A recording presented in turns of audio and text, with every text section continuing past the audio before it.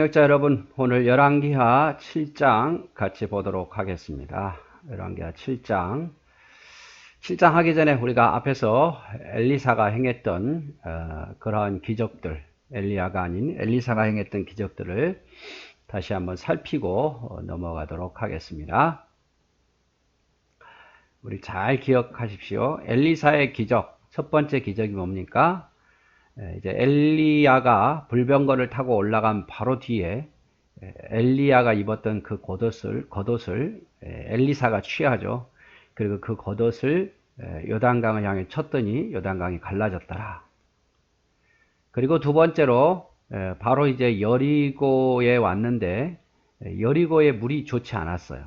그래서 물이 좋지 않다 보니까 먹는 물도 안 좋고 농사도 잘 안 되고, 그래서 여리고에 사는 사람들이 엘리사에게 부탁하죠. 물이 너무 안 좋습니다. 그렇게 하자 엘리사가 소금을 갖다가 그 흐르는 물에 넣었더니 물이 좋아져서 농사가 잘 됐더라. 그런 기적.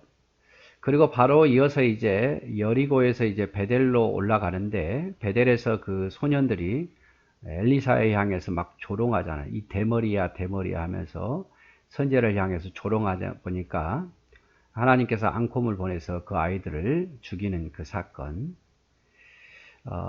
그리고 뿐만 아니라 이제 북이스라엘과 남유다, 그 다음에 에돔이 연합해서 모압을 치료할 때에 그 세 연합 군대가 에돔 광야에서 7일을 걸었는데도 물을 못 만나는 거예요. 그때에 여호사밧의 간청으로, 남유다 왕 여호사밧의 간청으로 엘리사가 이제 물을 이렇게 파가지고 골짜기에서 물을 파가지고 물을 만들어낸 그 사건. 그 다음에 이제 엘리사에게 찾아온 생도, 엘리사의 선지자 생도가 빚을 많이 주고 죽었는데 그 가부의 억울함을 듣고 이제 그릇을 다 빌려와라 해가지고 그 빌려온 그릇에 기름이 다 채워지기까지 넘치고, 그래서 그 기름을 팔아서 생애를 유지하게 했던 그 사건. 그리고 수넴 여인이 이제 엘리사를 잘 대접하잖아요. 그리고 그 집에 이제 아들을 낳겠는데 아들이 얼마 안 돼서 죽자 또 엘리사가 그의 아들 위에 올라가서 또 아들을 살린 사건. 또 길갈에서 솥에다가 이제 먹을 게 없으니까 풀을 잔뜩 뜯어다가 넣었는데 거기에 독이 있었던 거예요. 그래서 써서 독이 있어서 못 먹는다 하니까 독을 제거해서 가루를 넣어서 독을 제거해서 먹게 한 그 사건. 그리고 보리떡 20개와 채소로 100명을 먹인 사건. 많아봐 20명 아니면 더 적게 먹을 수밖에 없는 어린아이가, 우리 오병이의 기적에서 보리떡 5개, 물고기 2마리 어린아이가 가져왔잖아요. 어떻게 보면 그게 1인분일 수도 있고 풍족하게 먹으면 아니 2인분일 수도 있는데, 여기 보니까 10사람 내지 20사람 밖에 먹을 수 없는 양을 가지고 100명이 먹고도 남은 그 사건. 다 엘리사가 행했던 기적입니다. 그리고 아람 장군 나아만이 문둥병이 걸렸을 때에 요단강에 가서 쉽게 해서 나병을 고친 사건. 또 요단에서 물에 빠진 도끼를 떠오르게 한 사건. 그리고 아람 군대가 1차로 쳐들어왔을 때에 그 아람 군대가 엘리사가 살고 있는 도단성을 다 에워쌌는데, 그 에워싼 그 성에서 아람 군대의 눈을 멀게 하고 보이지 않으니까 사마리아까지 인도했다가 잘 먹이고 다시 보낸 사건. 그리고 이제 또 아람과의 두 번째 전쟁에서 이제 사마리아가 아람 군대에 의해서 다 에워싸임을 당했는데, 그때 왕이 원망하죠. 엘리사 때문이다. 엘리사가 첫 번째 전쟁에서 돌려보지 않았다면 우리가 다시 이런 고통을 안 당했을 텐데, 엘리사의 말대로 했더니 우리가 이런 고통을 당한다라고 엘리사를 원망하고, 엘리사는 그것을 듣고 하나님께서 이번 전쟁도 함께 하셔서 승리하게 할 것이다라는 그런 예언적인 내용의 사건.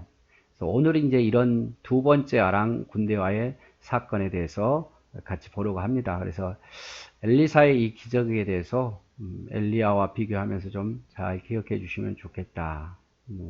그래서 다음 중 엘리사의 기적이 아닌 거, 이렇게 나올 수도 있겠죠.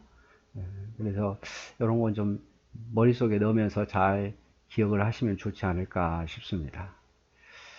자, 오늘 또 이어서 아람과의 두 번째 전쟁 계속 이어보도록 하겠습니다. 아람과의 두 번째 전쟁. 첫 번째 전쟁에서는 우리가 앞장에서 보았죠. 아람 군대가 북이스라엘 치려고 그러면 그걸 어떻게 북이스라엘 다 알아가지고 오히려 역공을 당하는 거예요. 소문을 들어보니까 북이스라엘의 유명한 선지자 엘리사가 있는데 그 사람만 제거하면 우리가 전쟁에 이길 거다라고 생각하고 엘리사가 살고 있는 자그마한 성 도단성을 밤중 몰래 수천 명 수만 명의 군사를 보내서 에워쌉니다. 그런데 하나님께서 역사하셔서 불병과 불말도 보여주고 또 아람 군대의 눈을 멀게 해서 결국 실패하게 만들죠. 그러나 그 중에서도 이제 돌려보냅니다. 돌려보냈는데 또 아람 군대가 어느 정도 전쟁을 안 하다가 다시 쳐들어와서 이번에는 사마리아를 에워쌉니다. 이번에는 앞에 1차 전쟁보다 훨씬 더 심각하게 패하고 거의 나라가 망하는 위기에 처해 있는 거죠. 수도가 에워싸였다는 것은 이미 다른 지역은 다 점령당했다는 거거든요. 근데 수도에 갇혀 있었던 이 북이스라엘 백성들이 너무 먹을 것이 없으니까 고통스러운 거예요. 그래서 서로 자기 아이의 인육을 잡아먹고 이런 일들, 또 너무 물가가 비싸가지고 뭘 살 수도 없는 그런 고통 속에 있는 거예요. 그래서 왕이 엘리사를 죽이려고 그러죠. 이 책임을 엘리사에게 묻겠다 해서 살려 보내줬으니까 묻겠다 해서 죽이려고 할 때에 이제 엘리사가 이렇게 대답을 하는 거죠. 자, 북이스라엘 왕이 엘리사를 죽이려고 합니다. 엘리사가 이르되 여호와의 말씀을 들을지어다. 여호와께서 이르시되 내일 이맘때에 사마리아 성문에서 고운 밀가루 한 스아를 한 세겔로 매매하고 보리 두 스아를 한 세겔로 매매하리라 하셨느니라. 이제 북이스라엘 왕이 엘리사를 죽이려 하니까 엘리사의 답이 이런 거예요. 하나님이 말씀하셨다. 반드시 이 아람과 이 두 번째 전쟁에서 승리하게 할 거다. 지금 아람 군대가 사마리아 성을 다 에워쌌는데, 그리고 이제 언제 우리가 지금 사마리아 성은 더 이상 대항할 힘이 없는데 엘리사는 하나님 말씀하셨다 하면서 분명히 우리가 승리한다. 하나님이 아람 군대를 물리쳐 줄 거다. 이렇게 이야기하는 거예요. 그러면서 내일 이맘때가 되면 고운 밀가루 한 스아를 한 세겔로 살 수 있고 보리 두 아스를 한 세겔로 매매할 수 있다 이 말이죠. 앞에서 보았지만 이 나귀 머리, 부정한 짐승의 머리도 엄청 비싸서 사 먹을 수가 없어요. 그냥 그 땔감으로서는 비둘기 똥도 살 수가 없어요.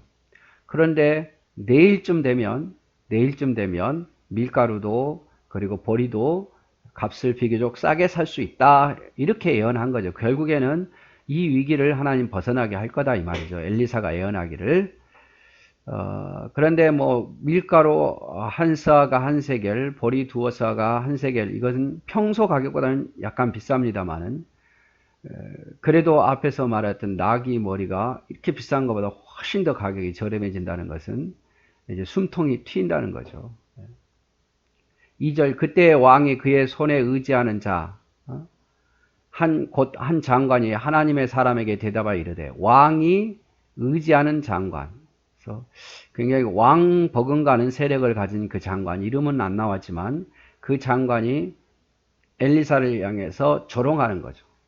이르되 여호와께서 하늘에 창을 내신들 하늘에서 창에 뭔가 쏟아내게 하신들 이런 일이 있으리요 하더라. 엘리사가 이르되 내가 내 눈으로 보리라. 그러나 그것을 먹지는 못하리라 하니라.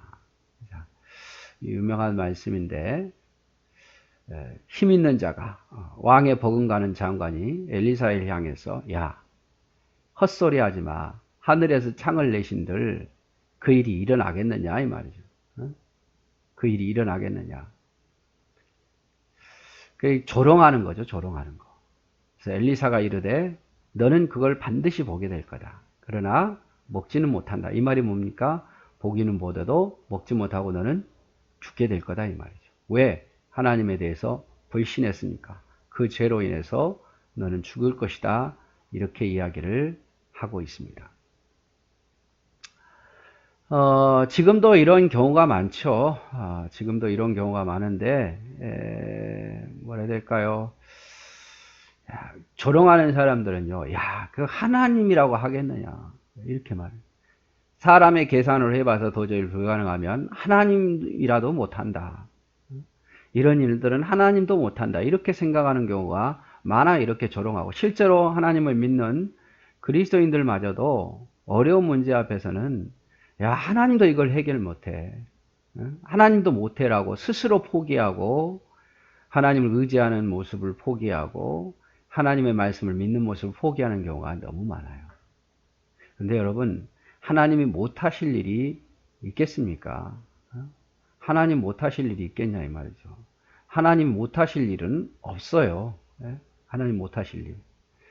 그래서 여기 보면은요, 만군의 여호와께서 맹세하여 이르시되 내가 생각한 것이 반드시 되며 내가 경영한 것을 반드시 이루리라. 반드시 내가 맹세한 것은 내가 경영한 것은 반드시 이루리라. 이게 하나님 말씀이에요. 시편 이사야서 14장 24절, 잠언 11장 24절도 받은 줄로 믿으라. 그리하면 너에게 그대로 되리라. 누가복음 1장 45절에 믿는 여자에게 복이 있도다. 주께서 그에게 하신 말씀이 반드시 이루어지리라. 이렇게 이야기를 하고 있어요. 그래서 여러분, 우리가 필요한 것은 이런 믿음이에요. 이렇게 이 장군처럼 말 하늘에 창을 낸들 이건 불가능하다. 그렇게 생각하지 말고 하나님에게는 불가능한 게 없어요. 물론 내 뜻대로 안 되고 하나님 뜻대로 될 수도 있어요. 그렇다고 해서 하나님 못하신 게 아니에요. 우리는요, 하나님이 원하시면 된다. 하나님이 원하시면 된다. 이런 믿음을 가지고 우리가 살아야 돼요. 그리고 하나님을 의지하고 그렇게 기도하고 그런 믿음으로 살 때에 기적을 보게 되는 거지, 내가 못한다고 인간의 상식으로 생각으로 이해되지 않는다고 하나님 못하시는 분은 아니다 이 말이죠. 자, 오늘은 여기까지만 우리 같이 보도록 하겠습니다. 사랑하고 축복합니다.